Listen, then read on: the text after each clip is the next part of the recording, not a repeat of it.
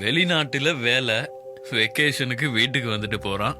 பா, வசதியாதான் பாருக்கான். வாழ்ந்தா இவன மாதிரி வாழணும். இது வெளிநாட்டுல வேலை பாக்குற ஒருத்தரை பார்த்து நம்ம எல்லாம் சாதாரணமா பேசிக்கிற ஒரு விஷயம்.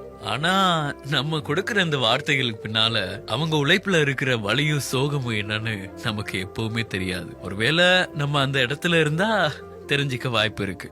பெத்தவங்க, கட்டுன பொண்டாட்டி, தாம் பெத்த புள்ளன்னு எல்லாரையும் விட்டுட்டு உலகத்துல எங்கேயோ ஒரு மூலையில இருந்து அனாத மாதிரி வேலை செஞ்சுக்கிட்டு இருக்கான். இந்த தியாகம் எல்லாமே அவனுக்குன்னு நினைக்கிறீங்களா? கண்டிப்பா இல்ல. தான் குடும்பம் நல்லா இருக்கணும், தன்னோட குடும்பத்துல உள்ள எல்லாருமே சந்தோஷமா இருக்கணுங்கிறதுக்காக தான் தன்னோட சந்தோஷத்தை தொலைச்சிட்டு தனியா இருந்து வேலை செஞ்சிட்டு இருக்கான். வெளிநாட்டுல வேலை செய்யற எல்லாருமே வசதியா தான் வாழ்றாங்கன்னு எப்போதுமே நினைக்காதீங்க. ஒவ்வொருத்தர் பின்னாலையும் ஒவ்வொரு வேதனை இருக்கும். யாரோ நீ யாரோ இன்பம்